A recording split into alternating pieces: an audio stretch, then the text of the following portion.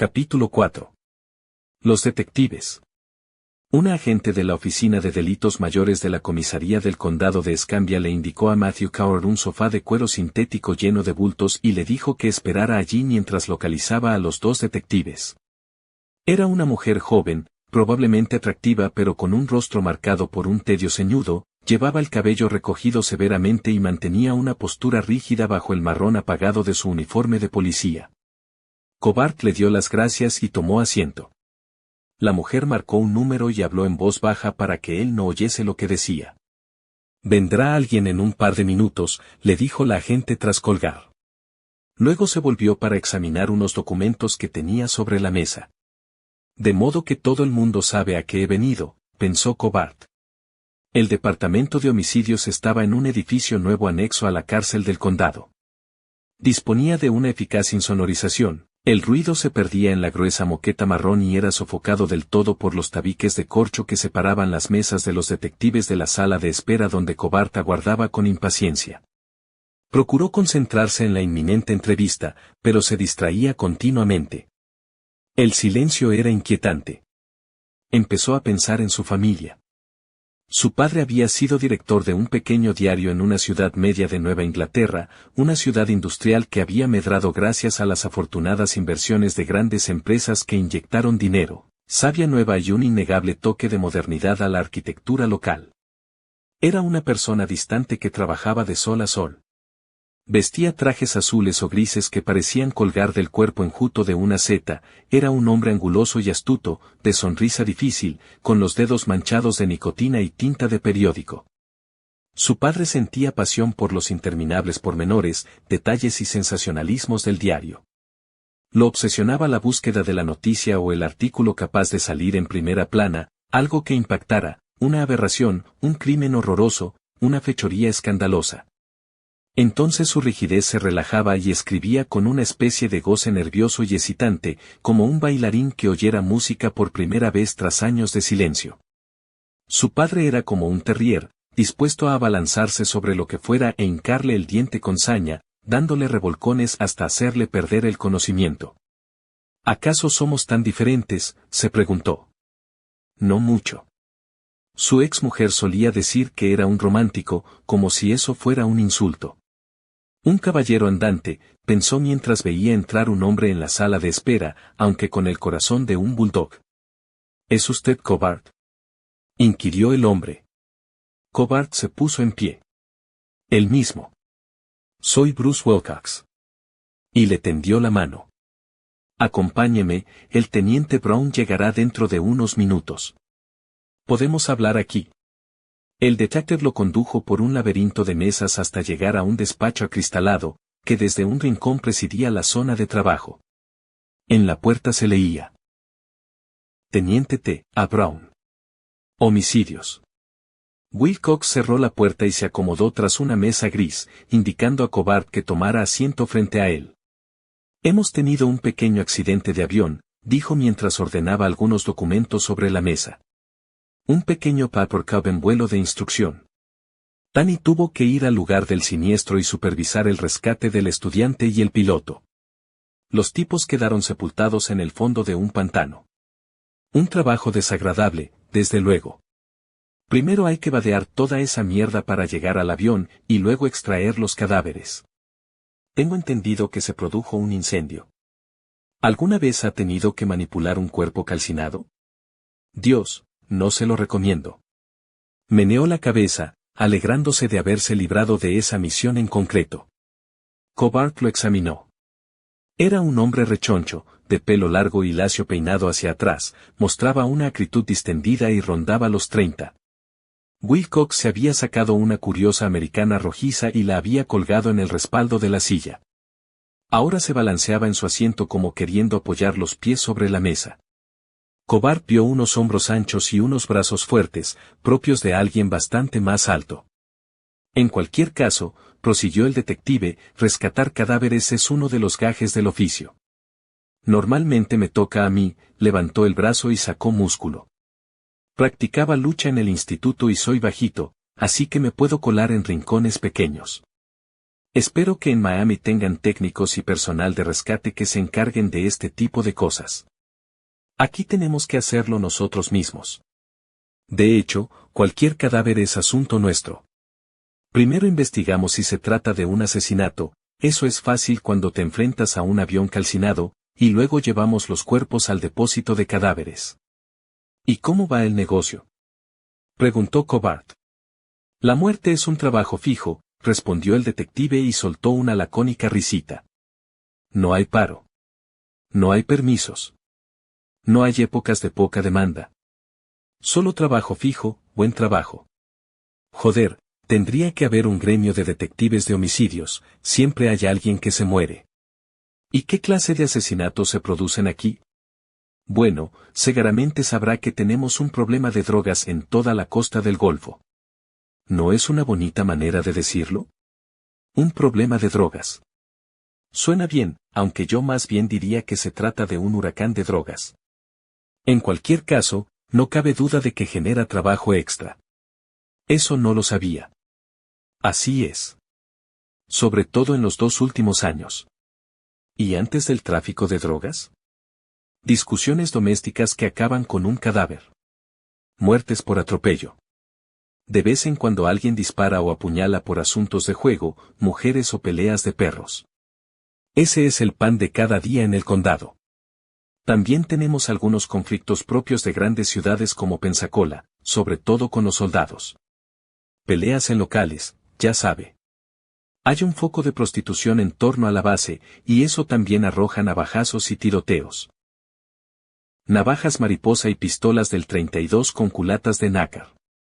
Como he dicho, algo muy parecido a lo que usted se había imaginado, nada demasiado excepcional. ¿Y el caso de Johnny Shriver? El detective hizo una pausa, pensando antes de responder. Lo suyo fue diferente. ¿Por qué? Ella era diferente. Era solo, vaciló, apretando bruscamente el puño y agitándolo en el aire.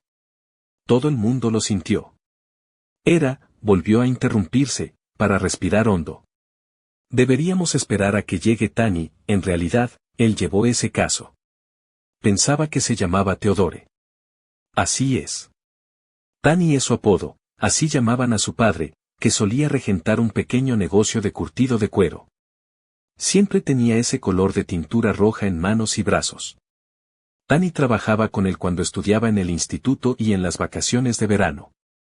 Heredó el mismo sobrenombre, de hecho, no creo que nadie, excepto su madre, le llamara alguna vez Theodore. Él pronunciaba su nombre como Theodore. ¿Los dos son de Pachoula? Me refiero. Sé a lo que se refiere. Claro, solo que Tani es 10 años mayor que yo. Él se crió en Pachoula. Luego fue al instituto. Por aquel entonces era un buen atleta, así que se marchó para jugar en el equipo de la Universidad Estatal de Florida, pero acabó sudando tinta en la selva con el primer regimiento de caballería aérea. Regresó con un par de medallas, acabó sus estudios y consiguió trabajo en la policía. En cambio, yo fui un niño mimado de la Armada. Mi padre pasó años en la base como superintendente de la patrulla de tierra. Me presenté al examen de la Academia de Policía y me quedé. Fue mi padre quien me marcó las pautas del trabajo policial. ¿Cuánto tiempo llevan en homicidios? Yo, unos 3 años. Tani lleva más. ¿Le gusta? Es diferente, y más interesante que ir de patrulla. Llegas a usar la cabeza. Se dio golpecitos en la frente. ¿Y Johnny Shriver? El detective encogió los hombros. Fue mi primer gran caso. Ya sabe a qué me refiero. La mayoría de los asesinatos son involuntarios. Uno llega a la escena del crimen y allí está el asesino, atontado al lado de la víctima. Eso era cierto. Cobart recordaba que Vernon Hawkins decía que en la escena del crimen siempre buscaba a la persona que no lloraba pero permanecía en pie, con los ojos como platos, en estado de shock y confundida. Porque ese era el asesino. O si no, ahora también están estos asuntos de drogas. Aunque en buena parte solo consiste en recoger cadáveres. ¿Sabe cómo lo llaman en la oficina del fiscal general de Florida? Pescar escoria. No espere resolver un caso de asesinato con un cadáver que ha estado 3 días flotando en el agua, sin ningún documento que lo identifique, con el rostro devorado por los peces, un orificio de bala en la nuca, unos pantalones de diseño exclusivo y cadenas de oro. No, a eso solo se los etiqueta y se los mete en la bolsa, sí señor. Pero, joder, la pequeña Joannie tenía un rostro. No era un anónimo narcotraficante colombiano. Era diferente. Hizo una pausa y se quedó pensativo. Después añadió. Era como nuestra hermana pequeña. El detective parecía disponerse a decir algo más cuando sonó el teléfono de la mesa. Contestó, gruñó un saludo y luego se lo pasó a Cobart. Es el jefe. ¿Quiere hablar con usted? Sí. Señor Cobart. Oyó una voz distante y pausada, una voz que no revelaba ninguna de las convenciones sureñas con que empezaba a familiarizarse. Soy el teniente Brown. Voy a tener que quedarme más tiempo en el lugar del siniestro. ¿Hay algún problema? El hombre soltó una amarga carcajada. Supongo que depende de cómo se mire. Se trata de un avión calcinado, un piloto y un estudiante sepultados en el pantano a 3 metros de profundidad, un par de esposas histéricas, el propietario de una academia de vuelo furioso y un par de forestales cabreados porque este aterrizaje se ha realizado en medio de una reserva ornitológica. Bueno, esperaré con mucho gusto. El detective lo interrumpió. Lo mejor sería que el detective Wilcox lo acompañara hasta el sitio donde hallaron el cadáver de Johnny Shriver. También existen otros lugares de interés que creemos le ayudarían a escribir su historia. En otro momento podremos hablar largo y tendido sobre Robert Earl Ferguson y su crimen. Cobart escuchó aquella voz metódica. El teniente parecía el tipo de hombre capaz de transformar una recomendación en una exigencia con solo bajar la voz. Me parece bien. Cobart devolvió el auricular a Wilcox, que escuchó un momento y luego respondió, ¿está seguro? Me gustaría. Luego empezó a asentir con la cabeza, como si el teniente Brown pudiera verle, y colgó. De acuerdo, dijo. Es hora de hacer una visita. ¿Tiene unas botas y unos vaqueros en la habitación del hotel? El lugar al que vamos no es muy agradable. Cobart asintió y siguió al rechoncho detective, que avanzaba por el pasillo dando brincos con una suerte de malicioso entusiasmo. Dejaron atrás el radiante sol de la mañana en el coche del detective. Wilcox bajó su ventanilla para que el aire tibio ventilase el interior. Iba tarareando compases de música country, de vez en cuando canturreaba letras plañideras, como, madres, no dejéis que vuestros hijos sean detectives de homicidios, y sonreía a Cobart. El periodista contempló el paisaje, sintiéndose un poco desconcertado. Había esperado que el detective mostrara rabia, un estallido de odio y frustración. Ellos sabían a qué había venido, sabían lo que pensaba hacer. Su presencia solo les traería problemas, especialmente cuando él escribiera que habían torturado a Ferguson para obtener su confesión, pero el detective solo tarareaba. Entonces, dígame, preguntó por fin Wilcox al enfilar una calle sombreada. ¿Qué opina de Bobby Earl? Ha estado usted en Starke, ¿no? Me ha contado una historia muy interesante. Apuesto a que sí. ¿Pero usted qué opina? Todavía no lo sé, mintió Cobart, aunque no sabía en qué medida. Bueno, yo lo calé en cuanto lo vi. Eso me dijo él. El detective soltó una risotada. Por supuesto, aunque seguro que no le dijo que yo tenía razón, ¿eh? No. Ya. En cualquier caso, ¿cómo le va? Parece encontrarse bien. Está resentido, contestó Cobart. Normal. ¿Tiene buen aspecto?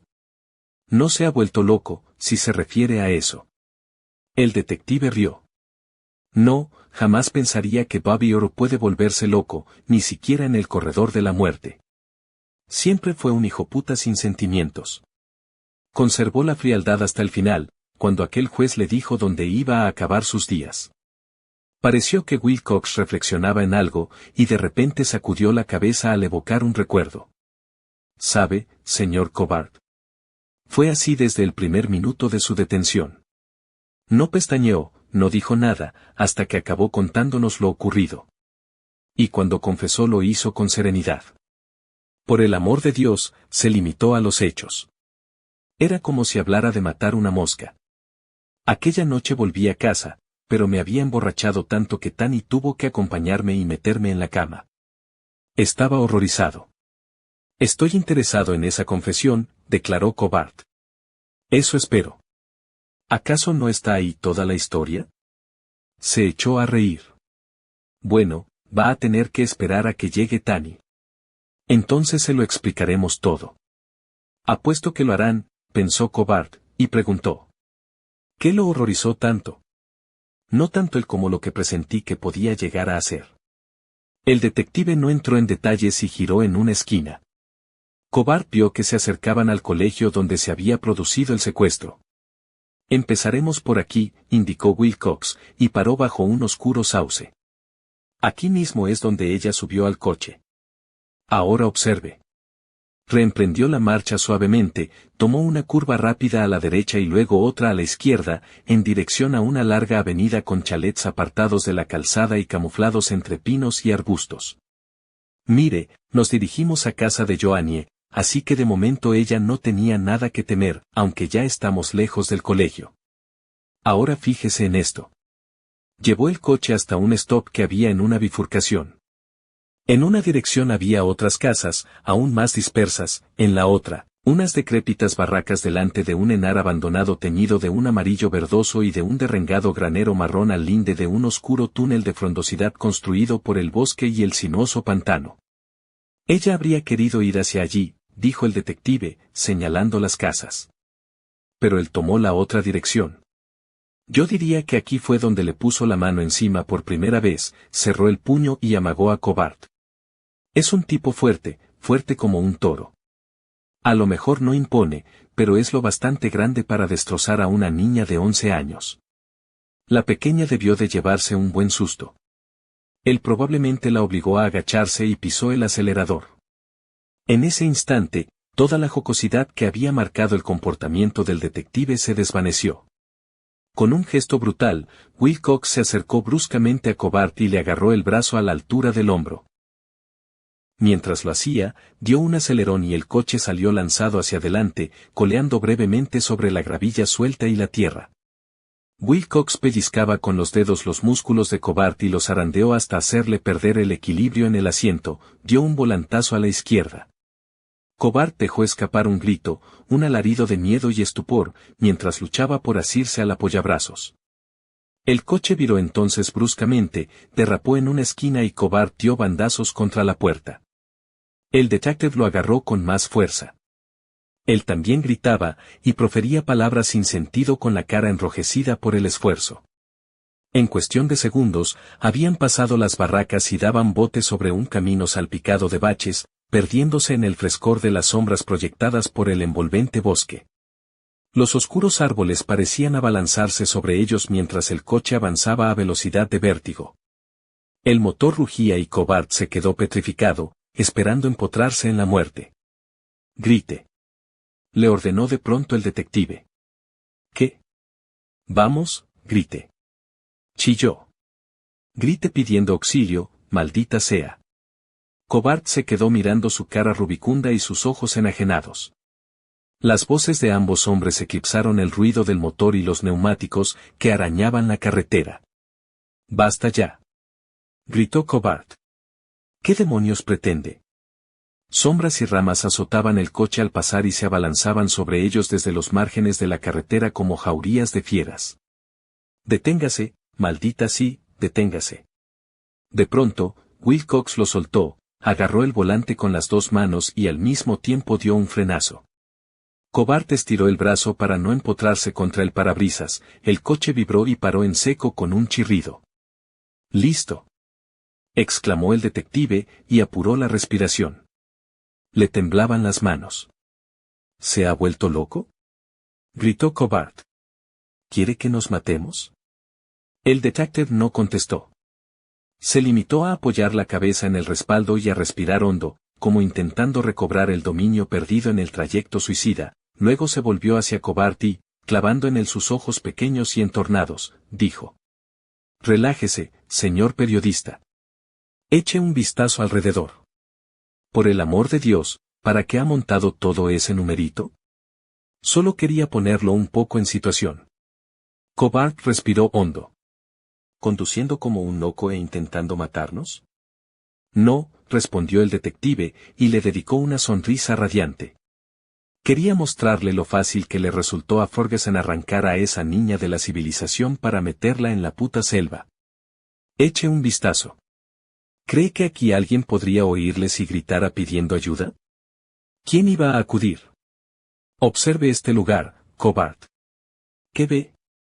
Cobart miró por la ventanilla y vio un oscuro pantano y un bosque que se extendían ante sus ojos, cubriéndolo todo como una mortaja. ¿Quién cree que acudiría en su ayuda? Nadie. ¿Quién cree que iba a ayudar a esa niña de 11 años? Nadie. ¿Sabe dónde estamos? En el infierno. Se llega en 5 minutos, eso es todo. La civilización deja de existir. Esta es la puta selva. ¿Entiende? Entiendo. Solo quería que lo viera tal como Johnny Shrader lo vio. Entiendo. De acuerdo, dijo el detective, volviendo a sonreír. Ocurrió así de rápido. Luego se la llevó bosque adentro. Vamos. Wilcox se apeó y se dirigió al maletero. Sacó unas botas marrones de vadeo y arrojó otro para Cobart. Esas le servirán. Cobart empezó a ponérselas trabajosamente. Al hacerlo, miraba el suelo. De repente se agachó y palpó la tierra, luego se reunió con el detective. Está bien, pensó, juguemos. Huellas de neumáticos, dijo, señalando el suelo con el dedo. ¿Qué dice? Las huellas de unos putos neumáticos. Mire esta tierra. Si la hubiera traído hasta aquí, el coche habría dejado huellas. Y se podrían haber comparado con las de sus neumáticos. ¿O es que ustedes los vaqueros no saben de estas cosas? Wilcox sonrió, resistiéndose a morder el anzuelo. Era el mes de mayo. La tierra se convierte en polvo. No bajo esta fronda. El detective lo miró fijamente. Luego se echó a reír, socarrón. No tiene un pelo de tonto, ¿verdad? Cobart guardó silencio. Los periodistas de por aquí no son tan avispados. No, señor. No me haga la pelota. ¿Por qué no tomaron muestras de las huellas? Porque esta zona se llenó de vehículos del personal de rescate y de los jodidos grupos de búsqueda. Ese fue uno de los grandes problemas que tuvimos en un primer momento. En cuanto corrió la voz de que la habían encontrado, todo el mundo vino aquí. Y pisotearon la maldita escena del crimen. Cuando llegamos Tani y yo, estaba hecha un mapa. Bomberos, conductores de ambulancia, Boy Scouts, joder. No había ningún control. Nadie tomó ninguna precaución, así que suponga que recogemos una huella de neumático, una pisada, un trozo de ropa enganchada en una zarza, algo. No habría manera de cotejarlo. Para cuando llegamos aquí, y créame que vinimos lo más rápido que pudimos, el lugar estaba abarrotado de gente. Pero por el amor de Dios, si incluso habían movido el cadáver y lo habían sacado a la orilla. Arrugó el entrecejo. Pero no podemos culparlos, añadió. La gente estaba loca por esa niña. No habría sido de buen cristiano dejar que las tortugas la mordisquearan en el lodo. Entonces, ¿la jodieron? Sí. El detective lo miró a los ojos. No quiero que esto salga en la prensa. Me refiero a que puede mencionar que la escena del crimen estaba hecha un desastre, pero no quiero leer, el detective Wilcox reconoce que la jodieron en la escena del crimen. Cobart observó cómo se ponía las botas. Entonces recordó otra máxima de Hawkins, si te fijas bien, la escena te lo dirá todo. Pero Wilcox y Brown no habían tenido escena alguna. No habían tenido pruebas impolutas, así que tuvieron que optar por otra cosa que les abriese las puertas del tribunal, una confesión. El detective se ajustó las botas y dijo.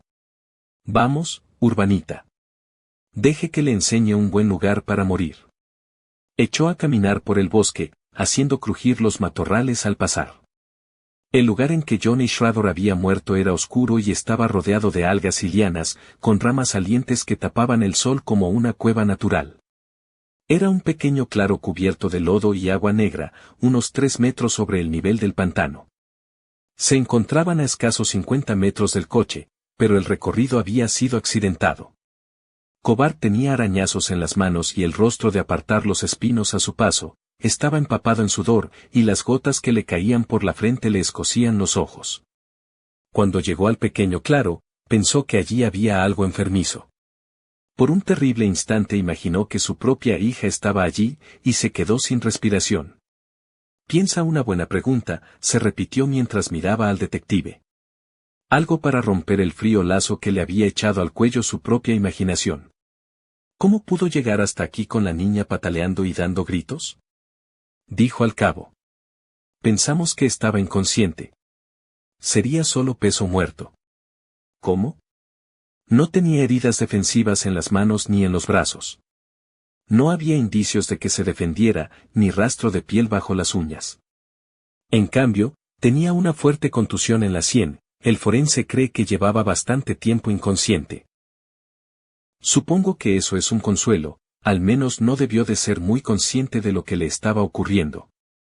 Se acercó al tronco caído de un árbol y señaló el suelo, aquí encontramos su ropa. Es de locos, pero estaba perfectamente doblada, impecable. Luego se alejó unos pasos hacia el centro del claro. Levantó la mirada como para atisbar el cielo entre tanta espesura, movió la cabeza y le hizo señas a Cobart. En este punto hallamos la mayor parte de los restos de sangre. La mató justo aquí. ¿Cómo es que nunca se encontró el arma homicida? El detective se encogió de hombros. Mire alrededor. Peinamos toda la zona y utilizamos un detector de metales. Nada. O bien se deshizo de ella en otro sitio o no sé. Mire, usted mismo podría vadear el pantano y clavar un cuchillo en el lodo del fondo, a unos 30 centímetros de profundidad, y nosotros jamás lo encontraríamos, a no ser que lo pisáramos. Siguió caminando por el claro. Había un pequeño rastro de sangre que llevaba justo hasta allí. La autopsia confirmó que la violación precedió a la muerte, así como la mitad de los cortes, aunque buena parte de ellos se realizaron después. Es como si al verla muerta se hubiese vuelto loco y sentido un irrefrenable impulso de acuchillarla. En cualquier caso, en cuanto acabó con ella, la arrastró hasta aquí y la arrojó al agua. Señaló la orilla del lago. La sumergió en el agua y la escondió bajo esas raíces de ahí. Nadie la vería hasta tenerla justo debajo de los pies. Además, camufló la superficie con brosa suelta. Tuvimos suerte de encontrarla con tanta rapidez. Vaya si tuvimos suerte. Los muchachos habrían pasado de largo si no hubiera sido porque a uno de ellos se le enganchó la gorra en una rama baja. Cuando alargó la mano para recogerla, la vio ahí abajo. Realmente fue como encontrar una aguja en un pajar. ¿Y no había ningún indicio en la ropa de Ferguson? Sangre, pelo o algo así. Registramos su casa poco después de que confesara, pero no hallamos nada. Lo mismo con el coche. Tenía que haber algo. Cuando detuvimos a ese cabronazo, estaba acabando de limpiar el coche. Lo dejó como una patena. Le faltaba un trozo a la alfombrilla del pasajero, aunque desde hacía algún tiempo. Como le digo, el jodido coche estaba reluciente. No encontramos nada. Se enjugó la frente y miró el sudor recogido en los dedos. De todas formas, no disponemos de los mismos equipos forenses que los colegas de la gran ciudad.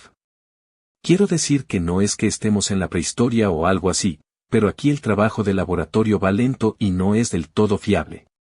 Tal vez hubiera algo que un auténtico profesional habría encontrado con uno de esos espectrógrafos del FBI.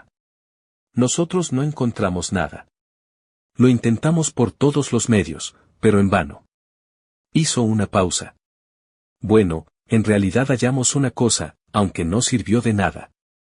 ¿Qué cosa? Un único pelo púbico. El problema es que no coincidía con los de Johnny Shriver, y tampoco era de Ferguson. Cobart meneó la cabeza. Notaba el bochorno, el aire pesado que lo ahogaba. Si confesó, ¿por qué no dijo dónde estaba la ropa?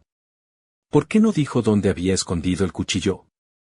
¿De qué sirve una confesión si no incluye todos los detalles? Wilcox lo fulminó con la mirada. Iba a decir algo, pero se tragó las palabras, dejando las preguntas en el aire cálido y apacible del claro. Vamos, dijo. Dio media vuelta y se dispuso a salir del claro, sin volver la vista atrás para comprobar que Cobart le seguía. Aún tenemos que ir a otro sitio. Cobart se quedó contemplando la escena del crimen, quería grabarla en su memoria. Luego, con una mezcla de entusiasmo e indignación, siguió los pasos del detective. Wilcox detuvo el coche frente a una casita similar a todas las casas de aquella manzana. Era un chalet blanco con el césped cuidado y un garaje anexo, un sendero de ladrillo rojo llevaba hasta el porche. Cobart observó que tenía un patio trasero con una barbacoa negra en un rincón. Un pino alto mantenía la mitad de la casa fresca en las horas de más calor y proyectaba una amplia sombra sobre la fachada. No sabía dónde estaban ni por qué se habían parado allí, de manera que miró al detective. Su próxima entrevista, dijo Wilcox, que había guardado silencio desde que abandonaran la escena del crimen. Si se atreve. ¿Quién vive en esta casa? Preguntó Cobart con inquietud. Los padres de Johnny Shriver. Cobart respiró hondo. Aquí es. Aquí es a donde Joannie se dirigía. Y a donde nunca llegó. Echó un vistazo al reloj. Danny les dijo que estaríamos aquí hacia las 11 y llegamos un poco tarde, así que démonos prisa. ¿A menos que? ¿A menos que? Que no desee hacer esta entrevista. Cobart lo miró, luego a la casa y de nuevo al detective. La haré, dijo. Le gustaría ver lo comprensivo que soy con ellos, ¿verdad? ¿Le parece que voy a ser más que indulgente con Ferguson, de manera que esto es parte de alguna clase de prueba, no?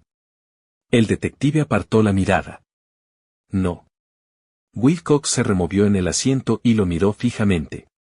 Lo que usted aún no sabe, señor Cobart, es que ese hijoputa mató a la niña. Ahora, ¿quiere ver lo que eso significa o no? Normalmente mis entrevistas las programo yo, respondió Cobart, con más afectación de la deseada. Entonces, ¿quiere irse? ¿Volver en mejor ocasión? Tuvo la sensación de que eso era lo que el detective buscaba. Wilcox ansiaba tener todos los motivos del mundo para odiarle, y este no estaría mal para empezar. No, dijo Cobart, y abrió la puerta del coche. Hablemos con esa gente. Cerró de un portazo y recorrió el sendero a paso ligero. Llamó al timbre con Wilcox a su espalda. Oyó unos pasos pesados en el interior, a continuación, la puerta se abrió. Se vio reflejado en los ojos de una mujer madura con un inconfundible aspecto de ama de casa. Llevaba poco maquillaje, aunque parecía haber pasado horas arreglándose su pelo castaño. Eso realzaba la expresión de su rostro. Llevaba un sencillo vestido color habano de andar por casa y unas sandalias. Sus ojos eran azules y, por un momento, Cobart vio el mentón, las mejillas y la nariz de la niña en la madre, que lo observaba con expectación. Apartó aquella visión de su mente y dijo: ¿Señora Shriver? Soy Matthew Coward, del Miami Journal. Tengo entendido que el teniente Brown le dijo. Ella asintió con la cabeza. Sí, pase, señor Cobart. Por favor, llámeme Betty. Danny dijo que el detective Wilcox le traería por aquí esta mañana. Sabemos que está escribiendo un artículo sobre Ferguson. Aprovechando que mi marido está en casa, nos gustaría hablar con usted. Su voz tenía una calmada simpatía que no lograba ocultar su angustia. Elige sus palabras con cuidado porque no quiere que la emoción la traicione, al menos de momento, pensó Cobart. Siguió a la mujer hasta el interior, pensando, pero lo hará. La madre de la niña asesinada lo condujo por un breve pasillo hasta el salón. Cobart era consciente de que Wilcox iba a la saga, pero no le hizo caso. Nada más entrar, un corpulento hombre calvo y barrigudo se levantó de un sillón reclinable. Por un momento le costó, pero finalmente logró ponerse en pie y se adelantó para estrechar la mano de Cobart. Soy George Shriver, dijo. Me alegra tener esta oportunidad. Cobart asintió y echó un rápido vistazo alrededor, procurando retener los detalles.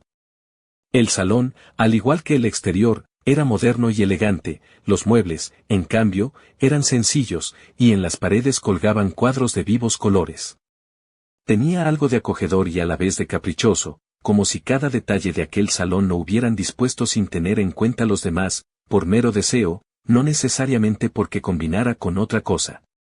La impresión general era un poco incoherente, pero bastante acogedora. Una pared estaba dedicada a retratos de familia, y Cobart los contempló. La fotografía de Joannie que había visto en el colegio colgaba en el centro de la pared, rodeada de otras. Reparó en un hermano y una hermana mayores, y en los habituales retratos de familia. George Shriver siguió su mirada y dijo: los dos mayores, George Jr. y Ann, estudian en la Universidad de Florida. Seguramente habrían preferido estar aquí. Joannie era la pequeña, añadió Barry Shriver. Se estaba preparando para ir al instituto, de repente se quedó sin aliento, con los labios temblorosos, y se apartó de las fotografías. Su marido le tendió una mano y la llevó al sofá para que se sentara un rato. Pero enseguida se levantó y dijo: señor Cobart, disculpe mis modales. ¿Le apetece algo de beber? Agua con hielo, gracias, contestó él, mientras se retiraba de los retratos para quedarse en pie al lado de una butaca. La mujer desapareció unos instantes, y Cobart aprovechó para hacerle a George Shriver una pregunta inofensiva, algo con lo que disipar la triste atmósfera que de pronto envolvía el salón. ¿Es usted concejal de la ciudad? Respondió. Ahora me paso el tiempo en la tienda. Soy dueño de un par de ferreterías, una de ellas está aquí, en Pachoula, y la otra de camino a Pensacola. Eso me mantiene ocupado, sobre todo ahora que se acerca la primavera. Hizo una pausa, y prosiguió: solía interesarme el mundillo de la política municipal, pero lo dejé cuando nos arrebataron a nuestra Joannie, luego perdimos tanto tiempo con lo del juicio, y todo parecía pasar tan rápido, que nunca más volví a la concejalía. Si no hubiera sido por nuestros otros hijos, George Jr. y Ann, me temo que nos habríamos derrumbado. No sé lo que podría habernos pasado. La señora Shriver regresó con el vaso de agua con hielo. Cobart observó que había aprovechado la ausencia para recobrar la compostura. Lamento tener que removerles cosas dolorosas, dijo. Preferimos mostrar nuestros sentimientos que ocultarlos, respondió George Shriver. Acto seguido, se sentó junto a su esposa en el sofá y le pasó el brazo por los hombros. El dolor nunca se va, ¿sabe? A veces se calma un poco, pero hay detalles que lo avivan. Cuando estoy sentado y oigo a algún niño del vecindario, aunque solo sea por un instante, pienso que es ella. Y eso duele, señor Cobart, duele mucho. O cuando bajo aquí por la mañana para servirme un café, y me siento a contemplar todas esas fotografías, como ha hecho usted. Lo único que puedo pensar es que aquello no ocurrió, que va a salir de su habitación dando brincos, como siempre, alegre y radiante y dispuesta para un nuevo día, porque era esa clase de niña. Un sol. Los ojos de aquel hombretón estaban arrasados en lágrimas, pero su voz permanecía serena. Voy a misa algo más de lo que solía, me da consuelo. Y los sucesos más lamentables, señor Cobart, solo consiguen que me resienta. Hace un año vi un programa especial sobre los niños que mueren de hambre en Etiopía. Pues eso queda en la otra punta del mundo y, bueno, yo nunca he salido del norte de Florida, salvo para hacer el servicio militar. Pero ahora cada mes envío dinero a las organizaciones de ayuda humanitaria. $100 aquí, $100 allá. No podía soportarlo, ¿sabe? Pensar que unos bebés iban a morir solo por falta de alimento, me repugnaba la idea. Tenía presente lo mucho que quería a mi niña, y que me la habían robado. Así que supongo que lo hago por ella. Debo de estar loco. Cuando voy a la tienda, me pongo a echar cuentas y empieza a hacerse tarde, entonces recuerdo que a veces me quedaba a trabajar hasta las tantas y me perdía la cena con los niños. Volvía a casa cuando ya estaban dormidos, sobre todo mi pequeña, subía a su habitación y estaba allí acostada. Odio ese recuerdo. Odio haberme perdido una de sus carcajadas o una de sus sonrisas, eran tan pocas y tan preciosas, como pequeños diamantes. George Shriver recostó la cabeza y se quedó mirando el techo. Respiraba con dificultad y el movimiento de su camisa blanca acompañaba cada aliento y cada recuerdo. Su esposa se había quedado en silencio, pero los ojos se le habían enrojecido y las manos le temblaban en el regazo. Somos gente normal y corriente, señor Cobard, dijo lentamente.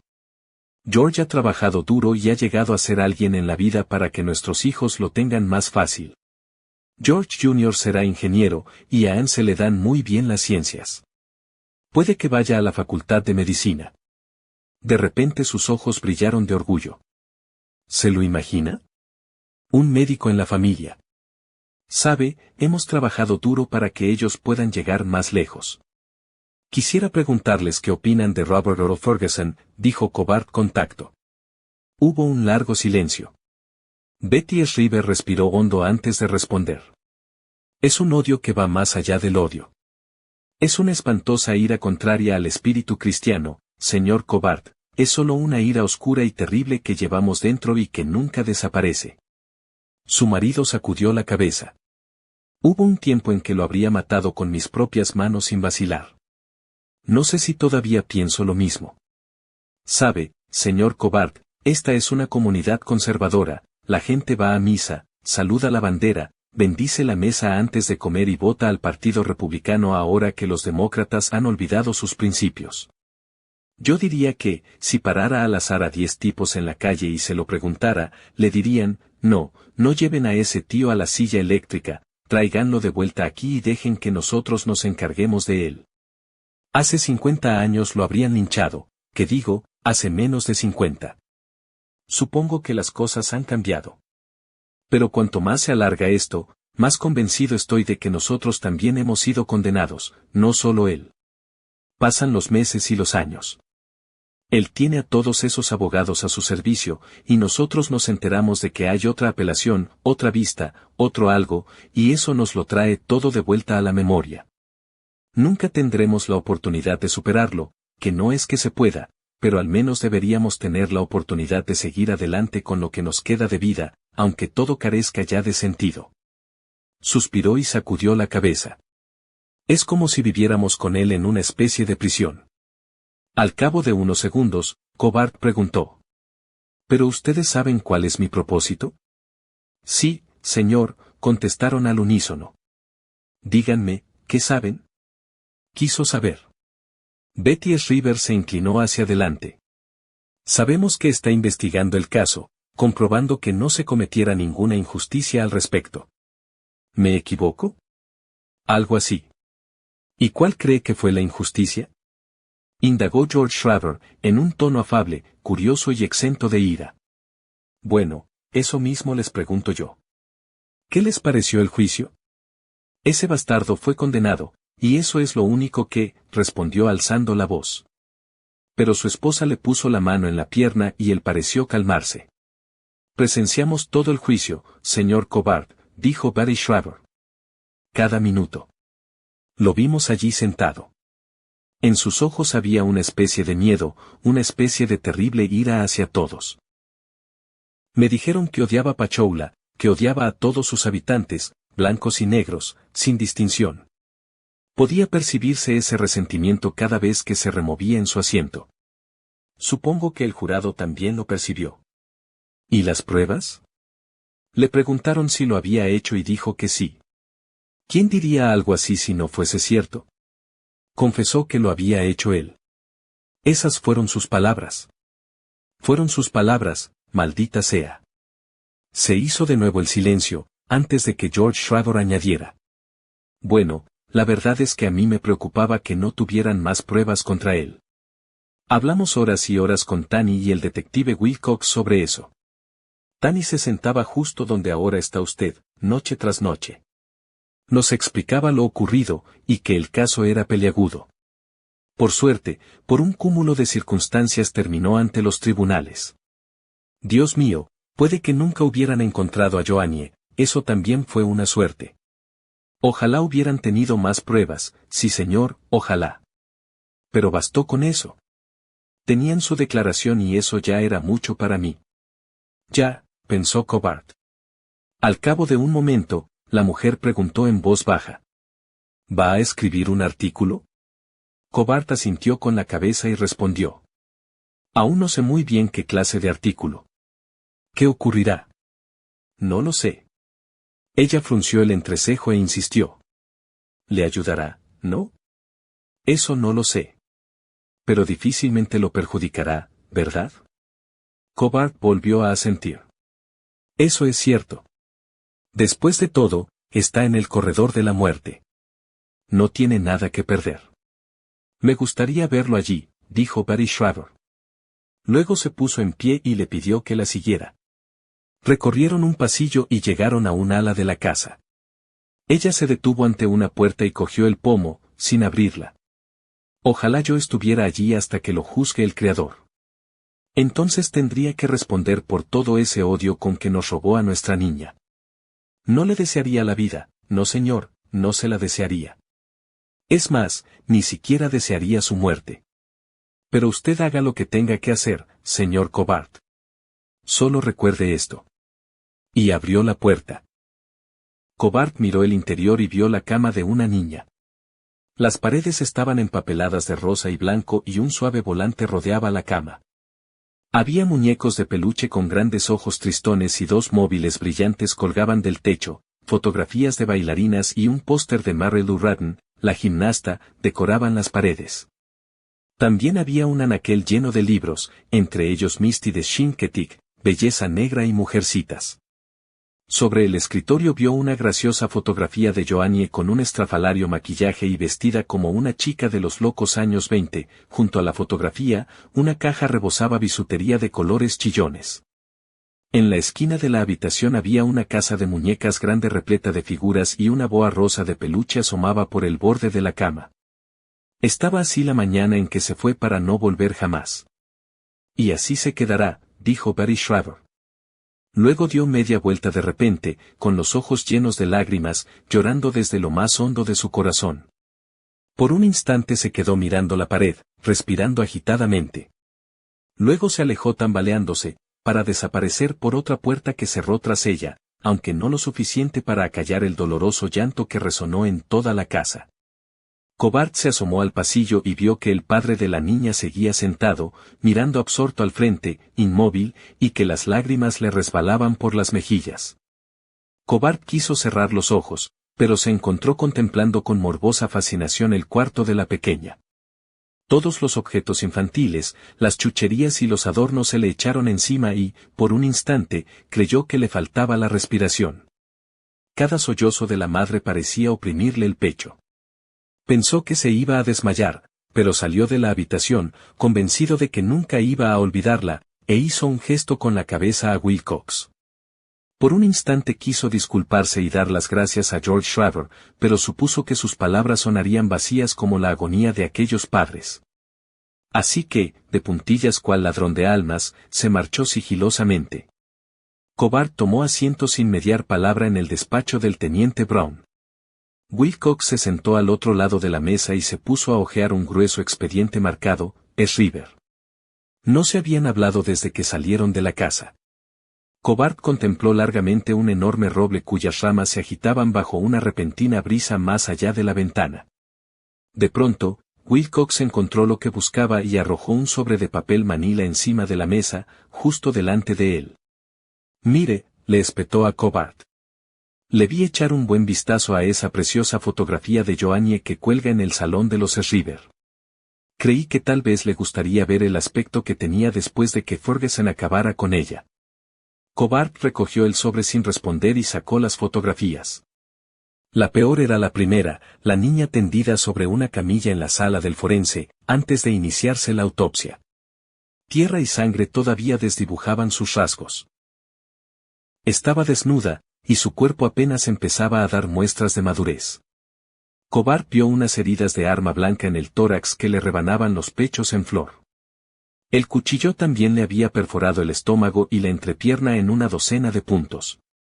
Temiendo marearse, siguió mirando, esta vez la cara de la niña. Parecía hinchada y la piel casi le colgaba, tantas horas había pasado sumergida en la ciénaga. Por un instante, Cobart pensó en los muchos cadáveres que había visto en diferentes lugares y en los cientos de fotografías de autopsia presentadas en los juicios que había cubierto.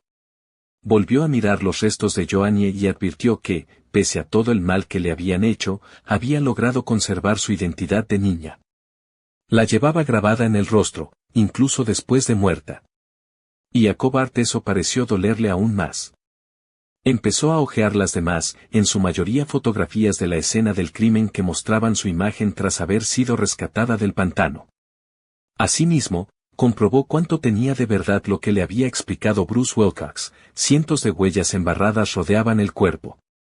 Siguió examinando las fotografías, para descubrir más señales de contaminación del lugar del crimen, y solo levantó la mirada cuando oyó que la puerta se abría a su espalda y que Wilcox decía: «Tanny, caramba, ¿por qué has tardado tanto?».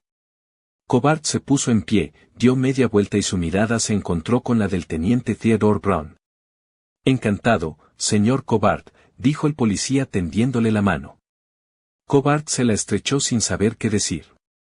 Asimiló el aspecto del policía en un segundo. Tanny Brown era del tamaño de un defensa de fútbol americano, muy por encima del 1,80 m, y tenía una constitución robusta, de brazos largos y fuertes.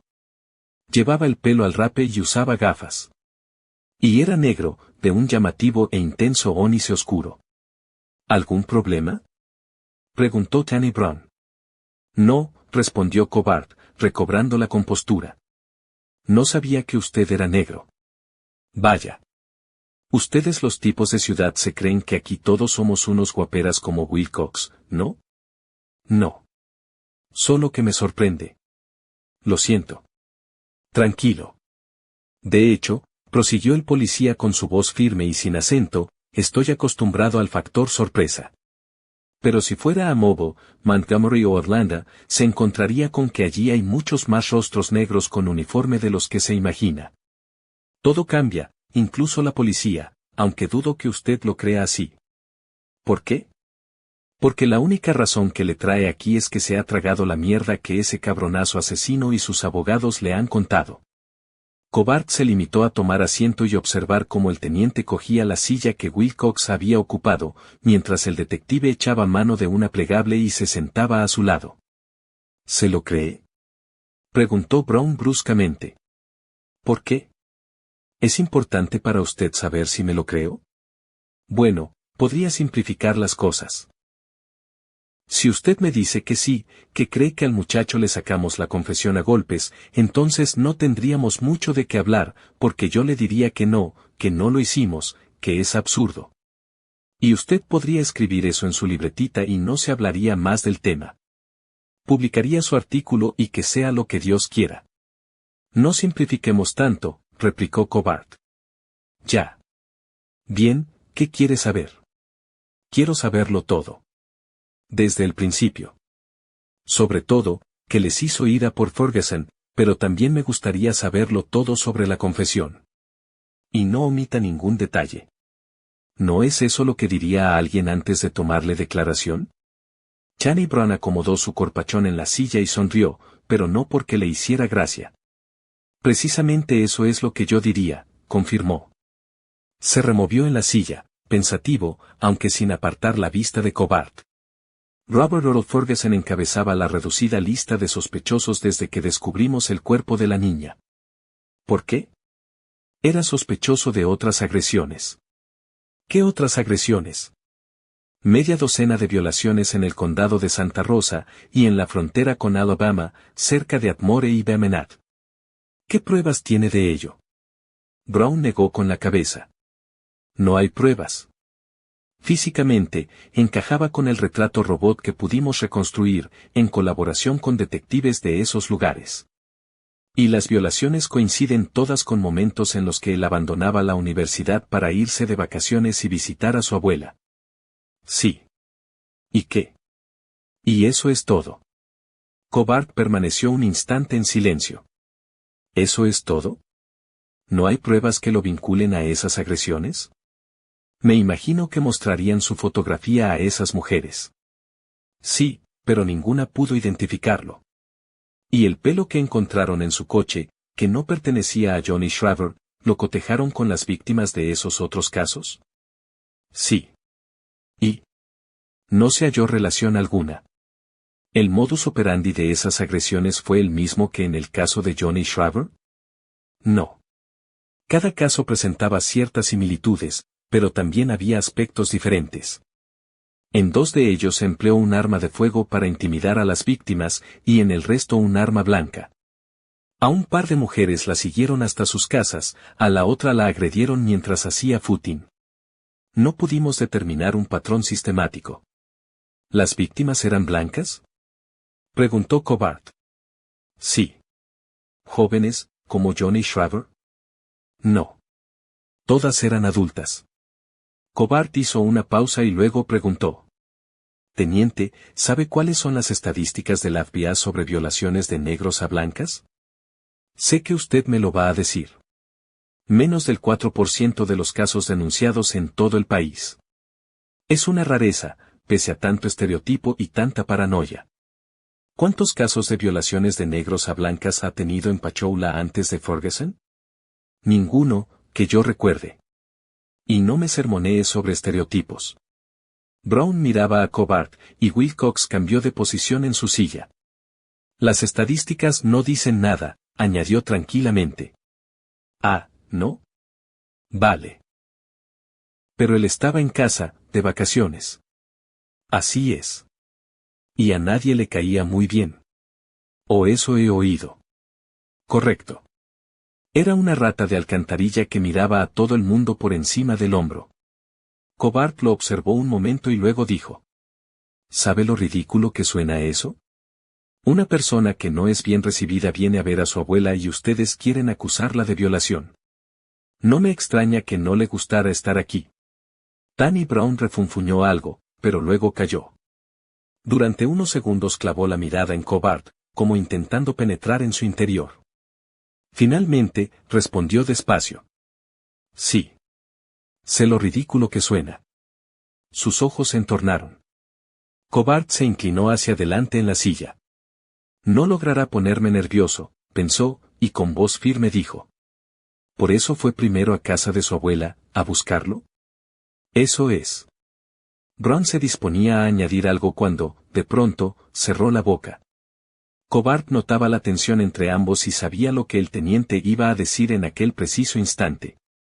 Tenía un presentimiento, ¿verdad? El sexto sentido del viejo policía. La corazonada de que debía obrar en consecuencia. Eso es lo que iba a decir, ¿no? Brown lo fulminó con la mirada. Vale. Sí. Exacto. Miró a Wilcox y luego a Cobart. Bruce me ha advertido de que tenía usted mucha labia, pero supongo que quería comprobarlo personalmente. Cobart devolvió al teniente su fría mirada. No es que tenga mucha labia. Usted haría lo mismo si estuviera en mi lugar. No, no es verdad, dijo Brown.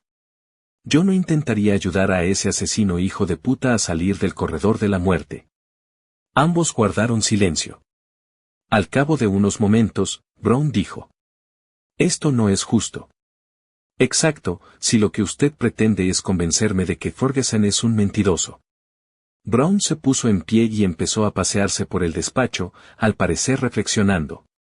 Se movía como agazapado, como un velocista en la línea de salida esperando el pistoletazo, con los músculos tensos, y en todo momento hacía saber a Cobart que no le gustaba nada verse limitado, ni en aquel diminuto despacho, ni por los detalles. Era culpable, dijo por fin. Lo supe desde el primer momento en que lo vi, mucho antes de lo de Johnny Shriver. Puede que no sea una prueba, pero yo lo sabía. ¿Cuándo fue eso? 1 año antes del asesinato. Lo eché de la entrada del instituto. Estaba sentado en aquel coche, viendo salir a los chicos. ¿Y qué hacía usted allí? Recoger a mi hija. Ahí fue donde lo descubrí. Después de aquel día lo vi varias veces, siempre haciendo algo que me incomodaba, estaba en el sitio equivocado en el momento menos indicado, o conduciendo despacio por la calle, siguiendo a alguna chica. Y no solo yo lo noté, sino también un par de policías de Pachoula que me lo comentaron. Una vez lo trincaron a medianoche, merodeando tras un bloque de apartamentos, cuando el coche patrulla pasó por allí, trató de esconderse. Retiraron los cargos, pero aún así. Sigo sin ver pruebas. Maldita sea. Estalló el teniente. ¿Es que no me está escuchando? No teníamos ninguna. Nos guiamos por impresiones. Por ejemplo, cuando llegamos a casa de Ferguson y lo vimos lavando el coche y que ya había arrancado un trozo de alfombrilla, o cuando lo primero que salió de su boca fue, yo no maté a esa niña, antes de oír ninguna pregunta.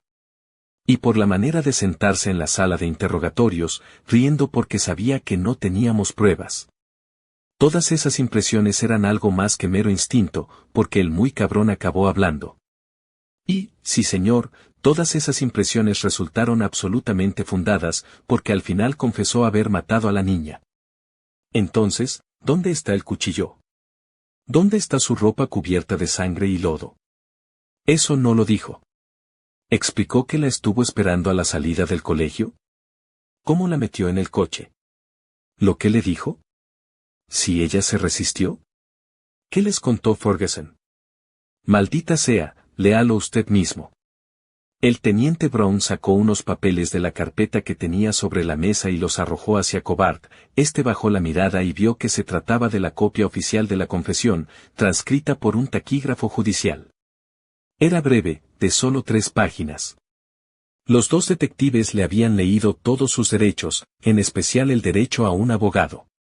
La lectura de los derechos ocupaba toda una página. Le habían preguntado si lo entendía y él les había respondido que sí. La primera pregunta estaba formulada en términos policiales, veamos, hacia las 3 de la tarde del 4 de mayo de 1987, ¿pudo haber pasado usted por la esquina de las calles Granny Spring, próxima al Colegio King? Y Ferguson había contestado con un monosílabo, sí.